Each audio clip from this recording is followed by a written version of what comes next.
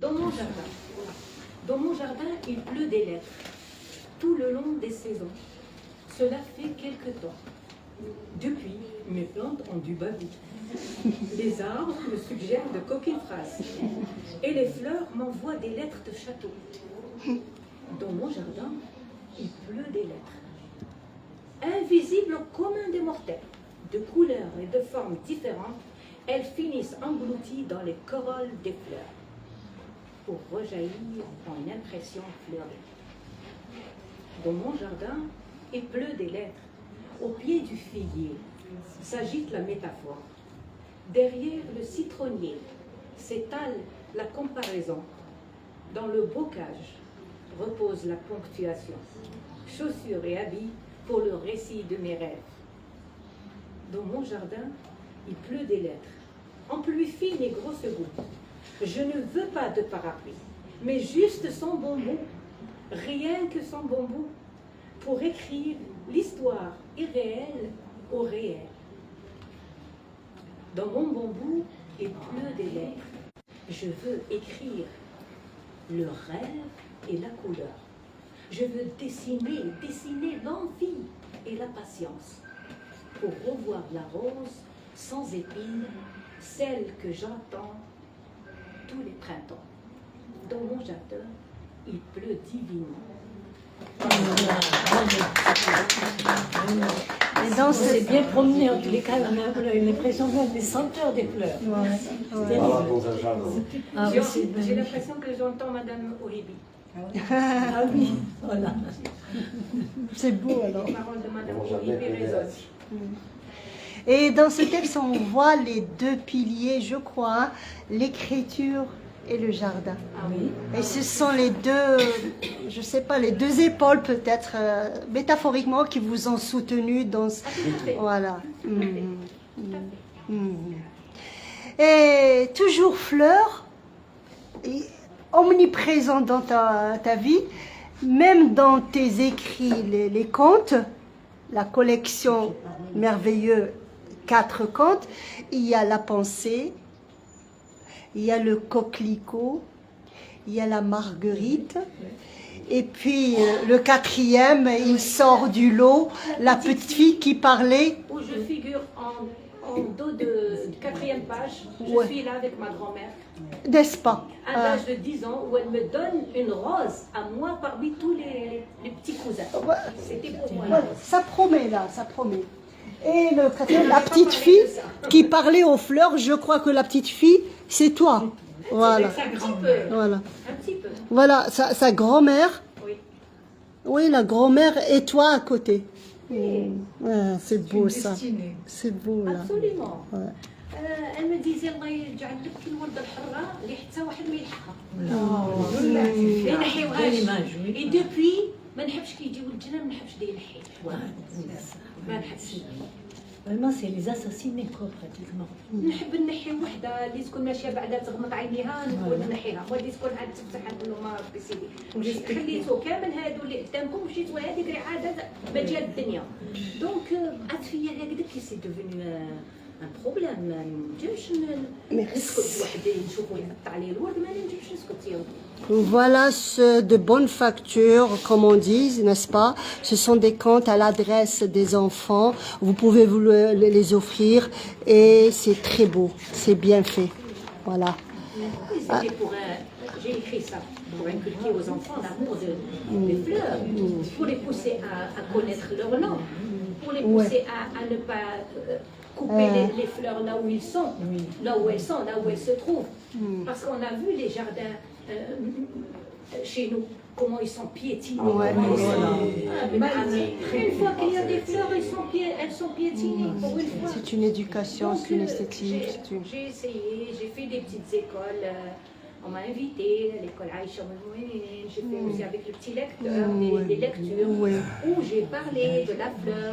J'ai expliqué que c'était un être vivant, il faut le respecter. Les plantes, il ne faut pas les piétiner. Même le gazon, pourquoi vous le piétiner? Donc, j'ai fait l'éducation. J'ai essayé à mon niveau, localement. Ben, c'est déjà ça, hein, c'est déjà beaucoup. Et est-ce que tu permets, Hafeda, qu'on lise le coquelicot, ton conte? Est-ce que vous voulez écouter un conte? Le coquelicot. Il n'est pas trop long, mais comme ça vous aurez une idée sur de la poésie. Voilà, de la poésie au conte. Mais il n'y a plus de coquelicots. Oui, il y a plus de dessins que de descriptions. Voilà. Il faut vraiment sortir loin. Cette année, il y a eu beaucoup de coquelicots. C'est l'anglais. C'est l'anglais.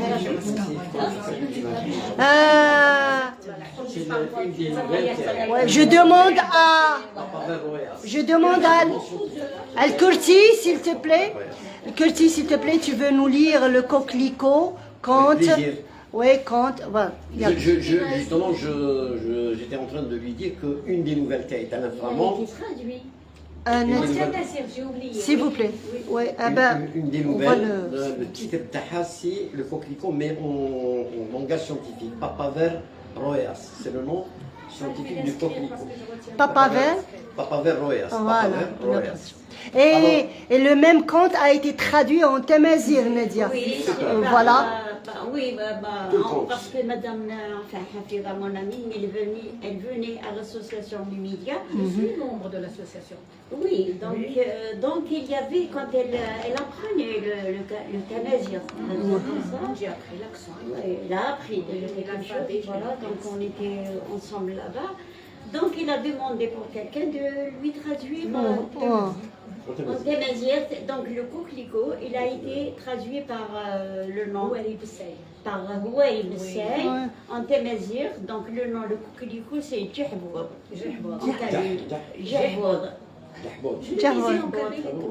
C'est bon, coquelicot, Javoud, Papa. Et au Bulgazaïrie, Ben Na'med. بالعربية الفصحى الأقحوان. أقحوان، أيها. تفضل سيدي. Il était une fois une fleur qui aimait les vertes prairies et les champs de blé où elle s'épanouissait. On l'apercevait de loin grâce à sa couleur. Elle était d'un rouge magnifique. Elle n'arrêtait pas de faire des coucous à Passons. Un jour, une petite fille l'appela Coquelicot. Elle garda ce joli nom. Sa tige, souple et duveteuse, lui permettait de suivre les caprices de la brise. Ses pétales, vaporeux et fragiles, savaient prendre le vent comme les voiles d'un bateau. Mais, quand un vent était trop violent, le pauvre coquelicot attrapait le vertige à force de tourner dans tous les sens. Parfois, il se reposait sur ses amis, les épis de blé, et se laissait porter en attendant le calme de venir. Dès que le vent s'arrêtait, il redevenait majestueux sur son pied de tige, étalait sa séduisante robe rouge. Comme d'habitude, il faisait de gracieux coucous aux passants. Un soir, une fourmi qui faisait ses empreintes s'attarda près d'une famille de coquelicots.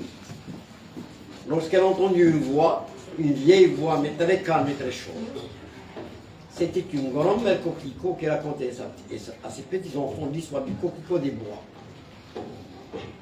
Il était seul, le pauvre petit. C'est elle qui raconte. Il était seul, le pauvre petit. Ses parents, ses frères et ses sœurs étaient restés dans la prairie où vivait toute sa famille. Il avait atterri dans un bois à cause d'une grande tempête alors qu'il n'était qu'un bébé. Puis le temps a passé.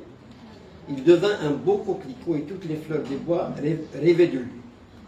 Mais elles n'osaient pas l'approcher de peur d'être repoussées. Pour chacune d'entre elles, il était le prince idéal.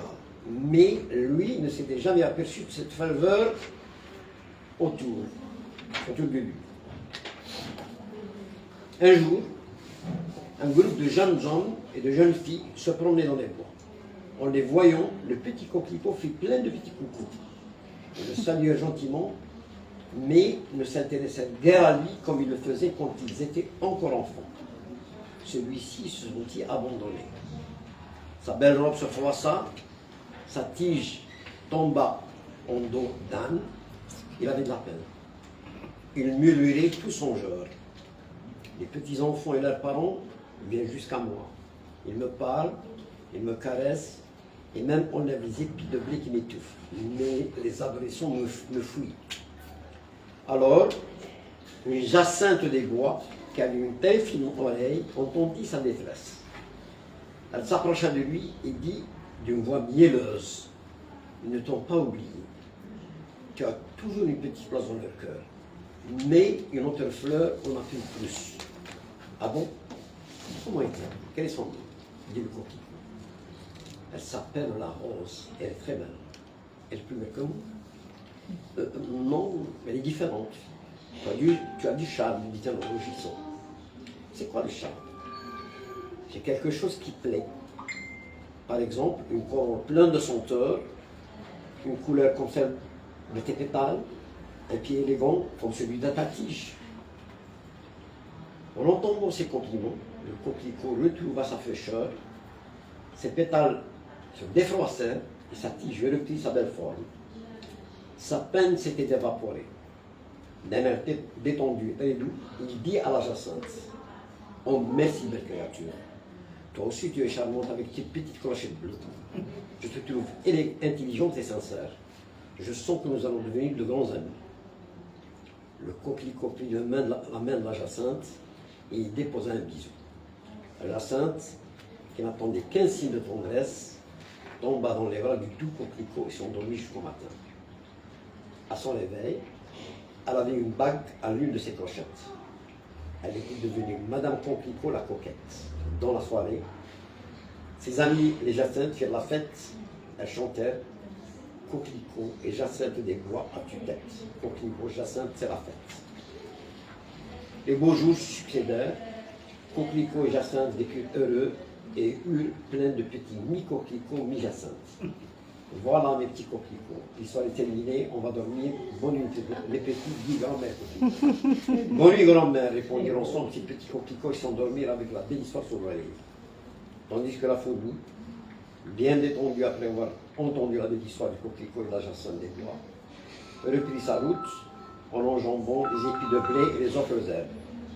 Arrivée chez elle, elle déposa ses provisions et commença à raconter à son tour l'histoire du coquelicot et de la Jacinthe des bois à ses petits, qui l'attendaient comme chaque soir. Je crois que ce n'est pas par hasard, parce que le coquelicot c'est masculin, donc parmi toutes les filles, non, les fleurs, parmi toutes les fleurs, Les filles fleurs. non, féminin, la Jacinthe, la rose, la marguerite, il y a le coquelicot. Le coq. C'est très beau, ça fait passer très bien. Magnifique. J'ai plaisir à lire. Merci beaucoup. Voilà, c'est beau raconter ça à des enfants. Merci, madame. De jolis contes, oui. Oui, c'est juste pour vous montrer que les fleurs sont partout dans le jardin de Hafed Abessaoud, dans sa poésie. Je dis les capucines. Chanceux celui qui prend un thé face à ce champ de capucines dans son jardin. Elle m'a offert moi aussi des capucines. Ils sont dans mon jardin. C'est bon. Le thé, Kaklinsen, et en face, ah oui, mais j'ai eu ce bonheur. J'ai été chanceuse. Mon ami, tu avais quelque chose à dire, non? Oui, j'avais un petit quelque chose. Vas-y, vas-y. Voilà, je tiens à la transition, elle s'est faite toute. Un petit témoignage. Un petit témoignage pour mon amie, ma grande sœur que j'aime beaucoup. Merci. Chère amie, je suis très heureuse d'être ici aujourd'hui pour te rendre hommage. Quand je pense à toi, je pense d'abord à une personne rare, dont l'amitié est un véritable cadeau. Ta présence, ton écoute, ta bienveillance et ta générosité ont marqué tant de personnes autour de toi. Et j'ai la chance d'en faire partie. Tu m'as transmis bien plus que le goût de la littérature. Toi qui sais si bien faire fleurir les mots. Tu m'as aussi appris à aimer les fleurs. Grâce à toi, j'ai appris à les regarder autrement, à m'émerveiller de leur couleur, de leur fragilité et de leur force. Parmi les moments que je préfère, Il y a ce tout simple où je viens prendre un café chez toi, dans ton jardin. C'est un petit coin de bonheur où l'on se sent bien entouré de fleurs, de verdure et de ton accueil chaleureux. On y oublie le temps qui passe, n'est-ce pas? Qui passe. Et comment ne pas penser à tes chères capucines qui semblent avoir trouvé chez toi leur royaume. Elles illuminent ton jardin de leurs couleurs joyeuses et généreuses, à ton image. Je crois que les voyons s'épanouir partout autour de nous. On comprend encore mieux pourquoi tu les aimes tant. Ta générosité est à ton image, naturelle et sincère. Tu partages ta passion avec enthousiasme et au-delà des mots que tu écris, avec tant de talent, tu aimes offrir la vie qui pousse. Tu offres la vie qui pousse. Combien de personnes ont reçu de toi un pot de plantes, un bout de jardin à emporter chez elles, un souvenir vivant de ton amitié. Aujourd'hui, nous célébrons l'écrivaine que tu es, mais aussi la femme de cœur que nous aimons tant. Merci pour tes livres, merci pour les fleurs, merci pour les cafés dans ton jardin, merci pour les capucines qui mettent tant de soleil autour de toi. Et surtout, merci pour ton amitié si précieuse. Je te souhaite encore de nombreuses années entourée de fleurs, de lecteurs, d'amis et de tout l'amour que tu as semé autour de toi. Avec toute mon amour. Très belle image. Voilà. Surtout, on va partir tous. J'ai tout. Ah ouais. Je connais déjà. Oui, c'est vrai. Oui, madame. T'as déjà été chez elle? Hafeda, oui, bien sûr. Elle nous a toujours émerveillés par son talent d'artiste, d'abord. Et c'est grâce à elle qu'on a découvert le monde floral, le monde de l'Ikebana, surtout. Et puis, aujourd'hui, bon, c'est pas étonnant, c'est pas du tout étonnant. Elle nous offre de très beaux livres et elle enrichit la bibliothèque des enfants, surtout de nos jours. Et avec tout ce qui se passe dans la vie actuelle, donc elle les pousse d'abord à aimer et la lecture et à respecter la nature. Donc, et elle le fait avec amour et authenticité, et avec beaucoup de beauté naturelle et spontanée. Ça, c'est Hafeda. Et je vous dis, elle fait de très très bons jus de citron qui sont à part. Tu me l'as pas offert. Là, c'est autre chose. C'est autre chose. C'est vraiment c'est autre chose. Hafeda. Donc, je lui souhaite beaucoup de courage. Voilà, beaucoup de courage et beaucoup de réussite. Voilà. Merci mon ami. Tu veux dire quelque chose, monsieur Béchif, Moustapha? Il y a une problématique qui est posée en filigrane à travers justement toute cette rétrospective autour des fleurs et tout ça. C'est l'effet des fleurs sur les enfants. C'est pas une question de... On a à un moment donné attaché cette admiration pour les fleurs à une culture, c'est-à-dire même s'il y a des iraniens, bourgeoises, etc. C'est pas... Moi je suppose que ça n'a pas de relation avec le statut social de l'enfant et tout ça. Tous les enfants, il y a... Moi par exemple, je parle de mon cas, de mon expérience. J'étais enfant à 6 ans, on est rentré du Maroc, la guerre d'Algérie, etc. J'ai été fasciné par les fleurs qui avaient fleurs. C'était une Sahara qui nous les jardins, les fleurs un peu partout, etc. Et puis les soigner. Il y avait un jardinier. Et progressivement, on assistait à la disparition des fleurs. Il y a eu une véritable disparition, pas seulement le béton. Pas seulement le béton, c'est une question de ce rapport avec la nature, avec les fleurs. Merci. Je voudrais ajouter quelque chose.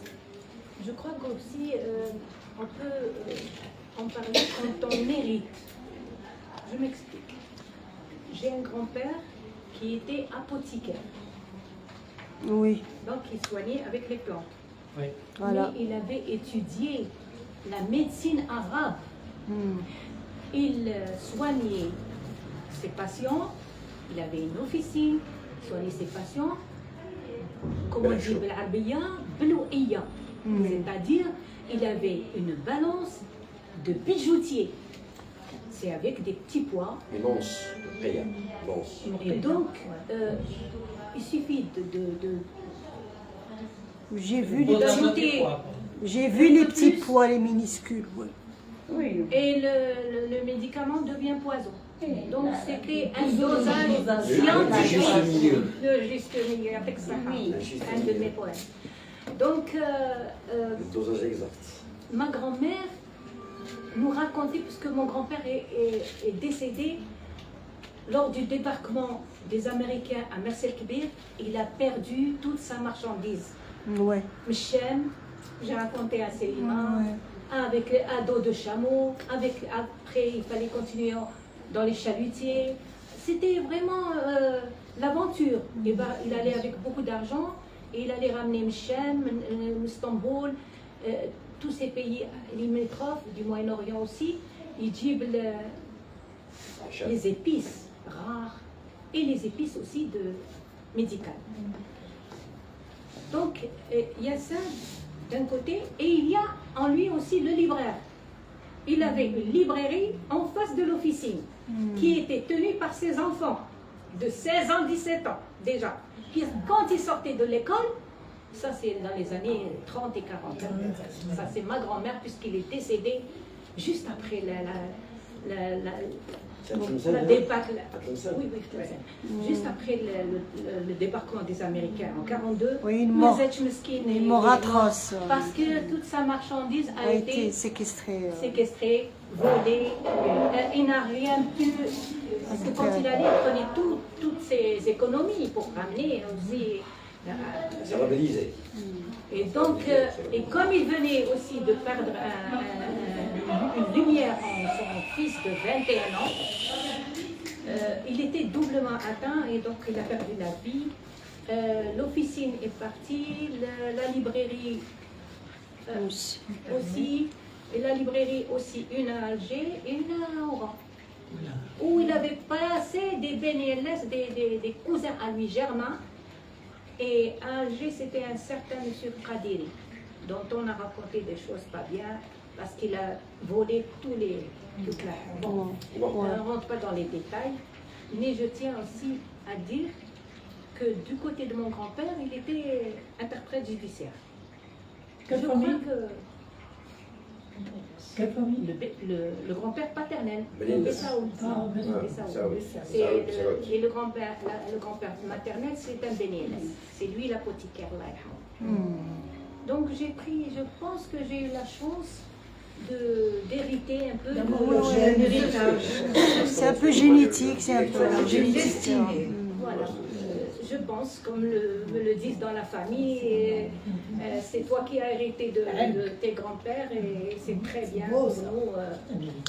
Et tu le transmets aux générations. Et je voudrais bien transmettre surtout l'amour des plantes, parce que ma grand-mère... L'amour et le respect surtout. Oui, le respect de la nature. Je parle Si on a le de l'eau, respect, je parle de l'eau aussi. Il y a un poème, voilà, on passe à l'étape suivante. Vous avez demandé à Al-Kulti Mohamed, notre invité poète, et aussi Nadia, et Asma Moumen, qui est absente présente, de traduire, voilà, en arabe, des poèmes. À toi, Hafida Bismoul. Alors, si tu permets, on va... Suite à ce qu'elle vient de dire, Yallah, tfaddal. Yallah. pas de caméra, j'ai pas de caméra. Ce que vous voulez dire, madame, c'est très très important, super important. Parce que vous savez, vous aurez la preuve d'une vie civilisée en Algérie avant le colonialisme. Vous savez, parce que nous, on nous a appris, et tout le monde a dans son subconscient, dans l'histoire politique, qu'on était tous des paysans. Qu'il a tout fait. Alors que vous racontez, il y a des témoignages que vous demandez d'écrire, d'accoucher sur papier, parce que c'est très important. Tout ce qu'elle vous a dit votre grand-mère, on n'a pas vu votre grand-père, mais tout ce qu'elle vous a dit, il faut écrire. Parce que vous savez, il y en a quelques témoignages qui sont la preuve. Il y avait des écrivains honnêtes, français, un écrivain honnête, qui a décrit Alger avant que les Français rentrent. Et là, elle était pleine d'écoles. Déjà, on dit que les habitants ici étaient plus instruits que les soldats qui venaient les coloniser, alors qu'ils disaient qu'ils venaient apporter la civilisation.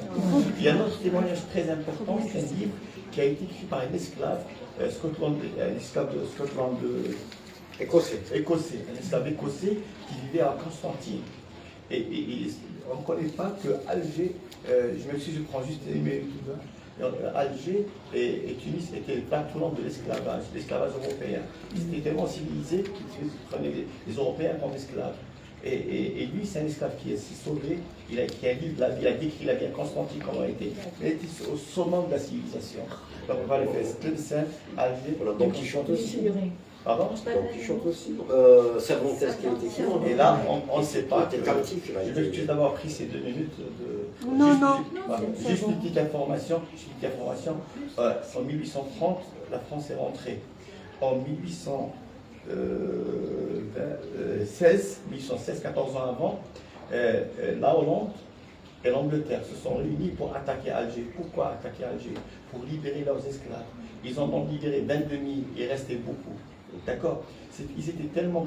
C'est pas pour faire l'apologie de l'esclavage, non. C'est pour vous dire que les Européens ils font c'est-à-dire par omission, exprès, ils font taire que ce pays était très civilisé. D'accord? Partout, donc, il y avait Tlemcen, il y avait Alger, et là seulement Constantine. Sinon, il faut relire cette histoire, il faut écrire. Je m'excuse d'avoir pris. Merci, oui, c'est déjà ses grands-parents, les deux, l'un apothicaire et l'autre notaire, les années 30, c'est-à-dire avant eux, il y avait transmission. Ouais. Bravo. Sans transition, comme on dit, tu parlais de fleurs, tu parlais d'eau, voilà. Et apparemment, à ce qui paraît, l'eau aussi a une mémoire, non? Alors, Hafeda, la page 28, Ode à l'eau, et c'est à votre grand-mère que vous dédiez Ma grand-mère, voilà. elle mettait toujours un seau sous la fontaine, le robinet de lavabo. Gare à celui qui enlève le seau ou la tasse. Et jusqu'à aujourd'hui, moi j'ai imposé ça à mes enfants. Et à chaque fois, maman n'a pas tasse.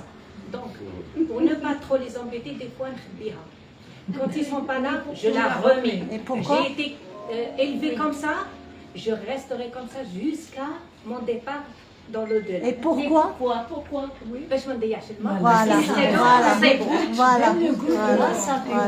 هذاك الماء نعاود نلايمو في البيدون قدامي نحي علينا البياده نحي علينا زعلهم بزاف صح ils n'ont pas une autre maman donc يعاودوا. Alors, cher ami, tu vas lire ton poème Ode à l'eau. Ode. Ode à l'eau. Ode à l'eau. Et j'ai écrit ce Ode à l'eau, oui. il y a très longtemps, avant d'envoyer le livre en 2006, j'ai écrit bien avant, et bien avant ما نسمعوا les tsunamis. كناش نسمعوا التسونامي بكري. Ben j'en parlais presque de علاش نخوفهم يضيعوا الماء. À ma façon. J'avais trouvé ça comme ça et je donnais raison à ma grand-mère. Ma grand-mère c'était une grande dame. Donc voilà. Ode à l'eau, et c'est le même poème traduit par Esma Moumen. Ah, dommage. Ouais. On va le lire, Souad. Ah, qui maman. Ouais. Après lecture, tu passes à l'arabe. Ouais, lis-le en Ma grand-mère, Awisha, qui m'a inculqué la valeur de l'eau. Eau, source de vie et de continuité pour la terre, l'homme et la bête, Sa Majesté. Tu es l'indispensable élixir pour l'éternité. Qui pourrait concourir avec toi pour l'égalité? Tu es à l'origine du bourgeon, de la fleur. Tu fais l'arbre, le fruit, sa forme, sa saveur. Tu crées les jardins avec toutes les couleurs. Tu es l'espérance dans les grandes chaleurs. Quand tu coules dans les roches, tu es mystère. Quand tu viens de la mer, symphonie d'Homère. Quand tu tombes du ciel, tu arroses toutes les airs.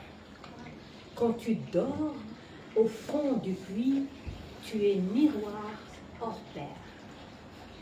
Dans les rigoles du paysan, tu chantes la moisson.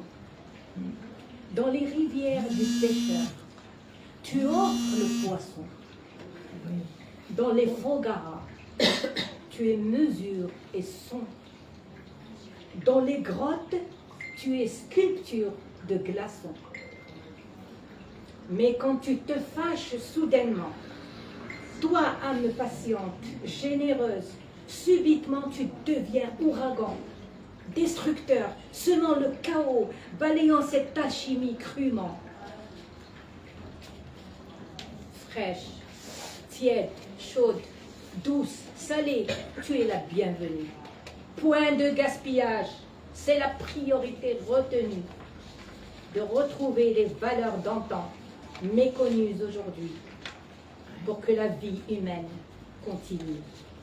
Tu redeviendras l'eau des fontaines mythiques, précieux liquide, tu rejailliras en musique. Tu seras là pour nos oiseaux uniques et pour nos chants, cantiques bénéfiques. Émeraude, couleur d'espoir, je suis ta lyre. Transparente, tu reflètes mes désirs. Majesté, je t'envoie l'ode aux doux zéphyrs et je suis la goutte de rosée pour de martyr. Voilà, on passe à Souad. Elle va lire une partie de cette poésie en arabe, traduite par Asma Moumen. أنشودة الماء. يا ماء، يا نبع الحياة والاستمرار للأرض والإنسان والمخلوقات. يا صاحب الوقار، أنت الإكسير الذي لا غنى عنه للأبدية.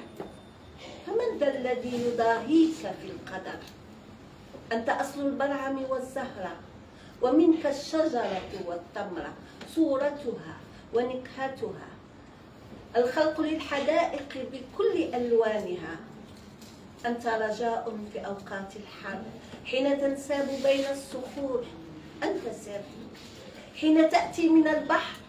أنت سمفونية هوميروس حين تهطل من السماء تروي كل جانب. حين تنام في قاع البئر تغدو مرآة لا يضاهيها شيء. في سواق الفلاح تنشد الحصاد. في أنهار الصياد تهب الأسماك. في الفجارة تصبح وقعا وميزانا. في الكهوف أنت تمثال جليدي، لكنك حين تغضب فجأة وأنت الروح السخية الصبورة تتحول إلى إعصار مدمر ينثر الفوضى ويجرف كل هذا الانسجام بقسوة.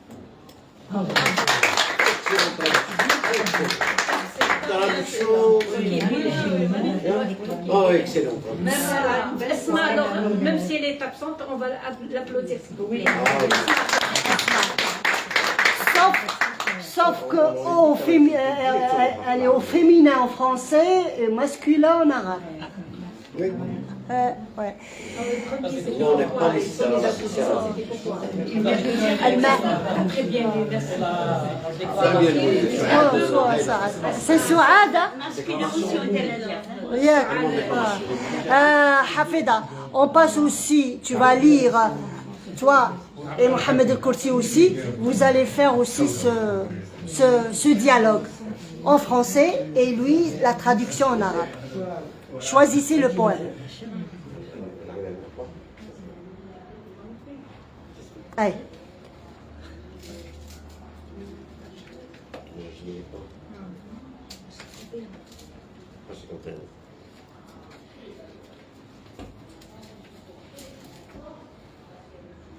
Et c'est quelle page? Page 51. D'accord. Donc, je vous lis la dédicace, elle me tient à cœur. Merci de votre écoute. À mon père, le martyr, à ses amis, les Médersiens, à ma ville natale, Tlemcen, à ma ville d'adoption, Oran, à ces fleuristes du marché Michelet. Là, ils ne sont plus. Ils sont à la place Hoche.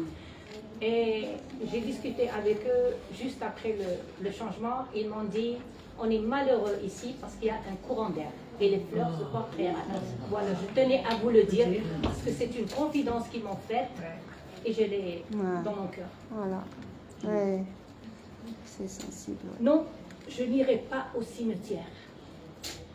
J'ai tourné le dos au cimetière. Le cyprès m'a donné raison. J'ai ouvert les yeux sur la terre. Les fleurs m'ont ouvert le cœur. J'ai humé l'odeur de la vie. Les senteurs m'ont porté divinement. Je m'éloigne du cimetière quand, d'un ton paternel, affectueux, le majestueux arbre m'interpelle. Ses branches me caressent. Personne ne les voit. Il me parle. Personne ne nous entend. Lis, écris, travaille. La vie continue. Les héros sont fatigués par le fardeau des larmes. Pour leur repos, bouquet de fleurs au lieu de pleurs. Raconte, Ikebana, raconte. C'est d'une voix grave, douce, chargée de miel du tilleul. Comme je l'imaginais, c'est celle de mon père. Le cyprès, c'est lui. Le temps arrêté a bougé. Une brise le remue, me remue. Par ricochet, un caillou est venu à mes pieds. Je le saisis, comme s'il m'était destiné. Je reprends ma route, élant de ma main droite tous les cyprès du cimetière Sitsnoussi. Ma main gauche serrant ma pierre providence. La brise me remue et me s'ouvre un chemin. Mes pas avancent vers le jardin des Cyanides. Je me dirige au méchoir. Je vais déposer ma pierre dans la grande maison pour consolider la fondation de la fondation culturelle, pour être une fleur parmi les fleurs de ce régal, boire et faire boire de cette eau douce qui étanchait ma soif. Je me sens forte, grande, belle, parce que j'ai vu le plus beau des sourires, parce que j'ai dit papa pour de vrai, parce qu'il m'a mis sur ses genoux et même porté sur ses épaules. Me voilà dans le monde des petites filles, une planète que je ne connaissais pas. Mais maintenant, par la grâce des fleurs, je sais. Tous les morts sont partis à jamais. Mon père leur a fait faux beau. Je le vois à travers un rideau magique. C'est un secret. C'est mon invention. Elle vient de ma complicité avec ces êtres verts que tout le monde voit et côtoie, mais ne connaît pas la nature de notre lien. Quand parfois mon rideau devient opaque, que mon cœur et ma raison trahissent mes yeux, il pleut sur la petite fille des torrents silencieux. Alors, des milliers de fleurs vibrent et des milliers de plantes accourent, boivent mes chaudes larmes comme un rafraîchissement. Elles me consolent en me chantant l'éclaircie. Et l'arc-en-ciel devient arc-en-terre aux 1000 couleurs. La voix des cyprès leur fait écho, celle qui élève, celle des gens libres, celle des seigneurs comme l'était mon père. Non, je n'irai pas au cimetière. Et même morte, je vous ferai faux bon, comme mon héros. Merci. C'est un poème qui m'a interpellé. Salima m'a proposé quelques poèmes. J'ai fait des choix aléatoires. Mais c'est un poème qui m'a... Le cimetière, la tombe, ne pas aller au cimetière, parce qu'un dit qu'il y a un petit problème avec le cimetière. J'aime pas aller à la tombe de mon fils.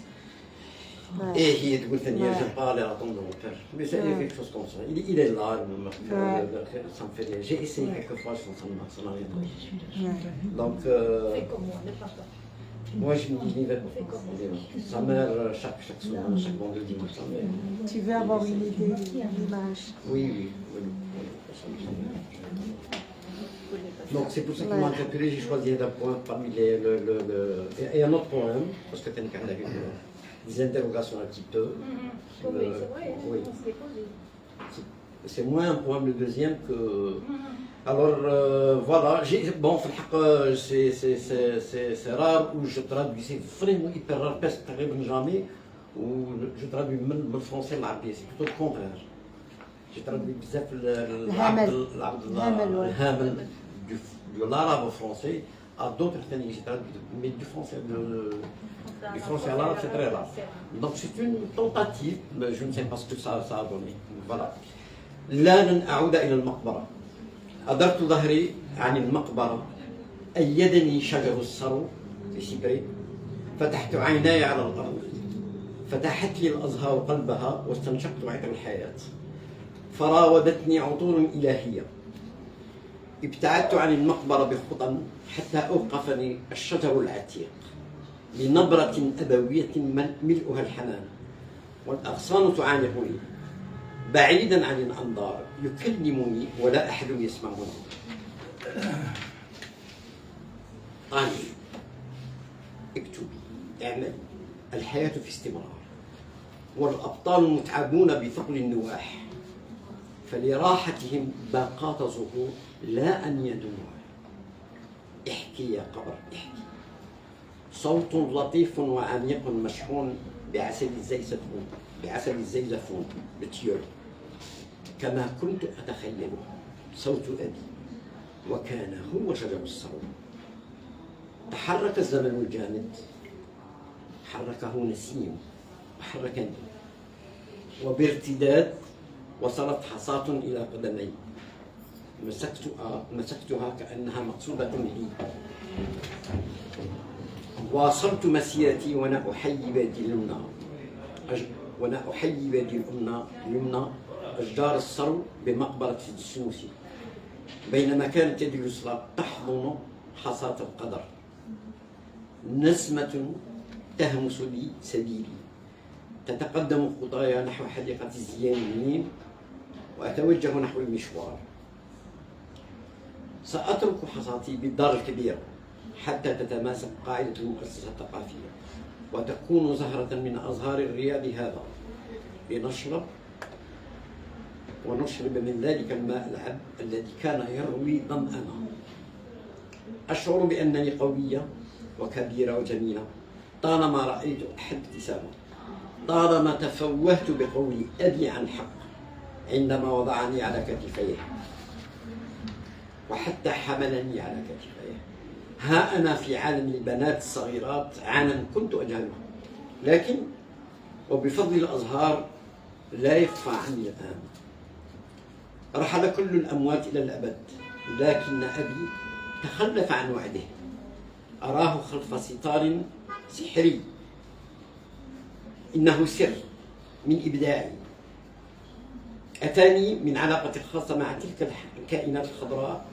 التي يعرفها كل الناس ويجانبها ولكن لا يدرك طبيعة علاقتنا عندما يتعتم ستاري وقلبي وعقلي يخونني عيناي تتساقط شيول غزيرة وصامتة على الطفل الصغير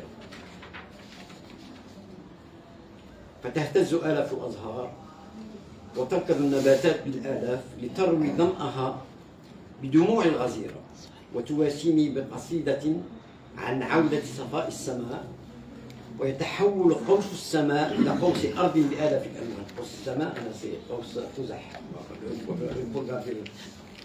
ويتحول قوس السماء إلى قوس الأرض بآلاف الألوان. ويضم شجر الصرب صوته صوت يرفع إلى الأعالي صوت الأحرار، صوت الأسياد كما كان أبي. لا، لن أذهب إلى المقبرة، وحتى بعد موتي أخالفكم الوعد مثل ما فعل بطلي.